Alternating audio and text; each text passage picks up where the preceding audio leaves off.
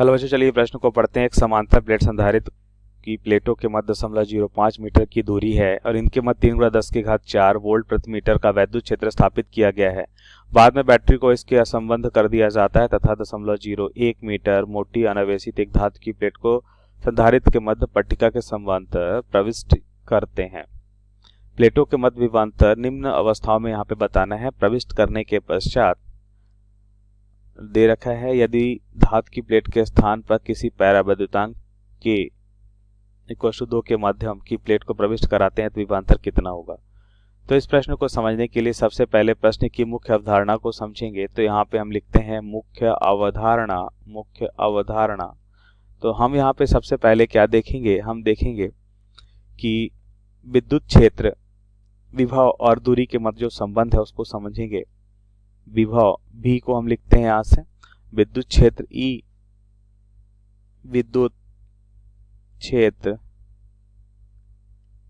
E और तथा दूरी D में संबंध, तथा दूरी D के मध्य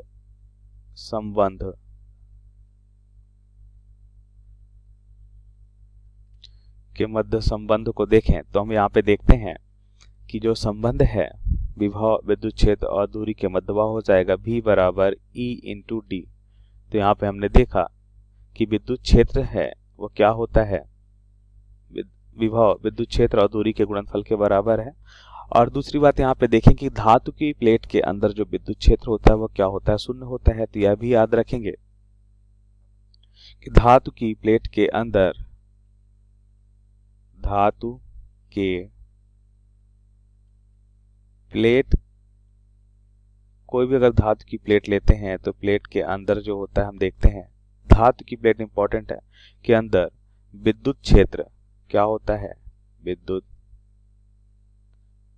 क्षेत्र शून्य होता है। अब प्रश्नानुसार उत्तर को समझते हैं। तो हमसे क्या पूछा गया है, हमसे पूछा गया है प्रविष्ट करने के बाद, मतलब धातु की प्लेट प्रविष्ट करने के पश्चात हमें विभव बताना है। प्रविष्ट करने के पश्चात विभव का मान हमें यहाँ पे बताना है। तो ध्यान से देखिए, हम यहाँ पे क्या लिखते हैं कि धातु की प्लेट के स्थान पर किसी परावैद्युतांक के बराबर 2 के पदार्थ की प्लेट को प्रविष्ट कराते तो विभवांतर कितना होगा। तो धातु के स्थान पर k/2 k=2 के पदार्थ की प्लेट का प्रविष्ट कराते हैं। तो ध्यान से देखिए, यहाँ पे हम लिख सकते हैं, पहले एक चित्र बनाते हैं, चित्र के माध्यम से समझेंगे।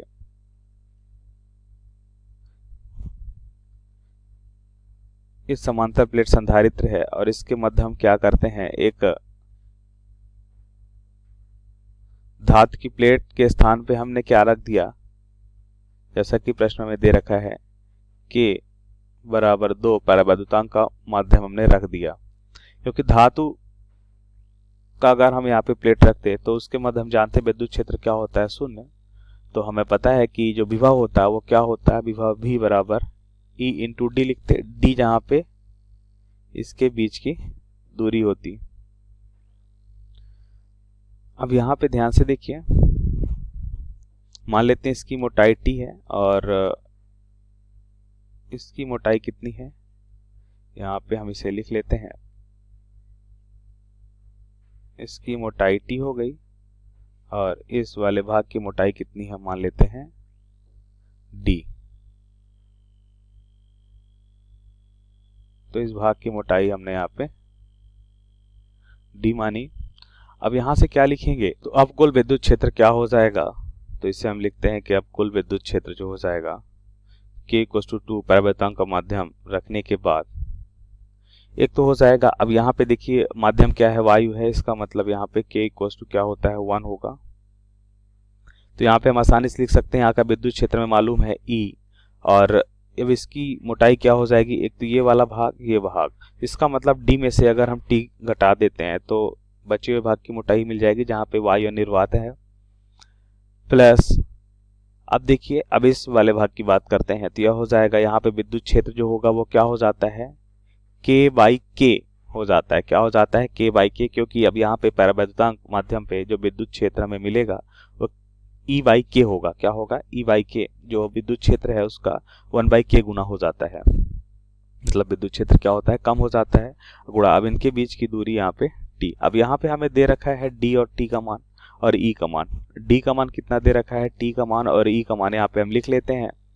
तो ई का मान हमें दे रखा है 3 × 10⁴ वोल्ट प्रति मीटर, 3 × 10⁴ वोल्ट प्रति मीटर। और डी की अगर हम बात करें तो डी हमें कितना दे रखा है, 0.05 मीटर। डी हमें दे रखा है 0.05 मीटर। ये है प्लेटों के मध्य दूरी। अब बात करते हैं टी की, तो टी हमें क्या दे रखा है, 0.01 मीटर दे रखा है। कितना दे रखा है, 0.01 मीटर दे रखा है। अब इसे अगर यहाँ पे इसका मान रखें तो हम क्या देखते हैं, हम देखते हैं कि ई हमें दे रखा है, ई हम यहाँ पे कॉमन कर सकते हैं। तो 3 × 10⁴ को हमने कॉमन कर लिया तो हमें क्या मिलेगा, D minus T plus T by के मिलेगा। के का मान कितना है, 2 है। के का मान यहाँ पे दे रखा है 2, तो ये हो जाएगा टी बाई 2 माइनस टी, तो यहाँ पे हो जाएगा माइनस टी बाई 2। तो यहाँ पे हम देखते हैं कि कुल विभव जो मिलेगा वो हो जाएगा 3 × 10⁴ और ये हो जाएगा डी का मान कितना, 0.05 माइनस टी बाई 2 मिलेगा हमें। इसको सॉल्व करने पे minus T plus T by 2 को सॉल्व करने पे टी बाई 2 आएगा, जिसका मान हो जाएगा 0.01/2। अब इसे हल करते हैं 0.045, तो इसे हम लिख सकते हैं कुल विभव जो मिल रहा है वो क्या हो जाएगा, 3 × 10⁴ गुणा 0.045। अब इसको हल करने पे हमें क्या मान मिलेगा, इसको हल करने पे हमें मान मिलेगा 1350 वोल्ट। तो ये हमारे प्रश्न का सही उत्तर होगा।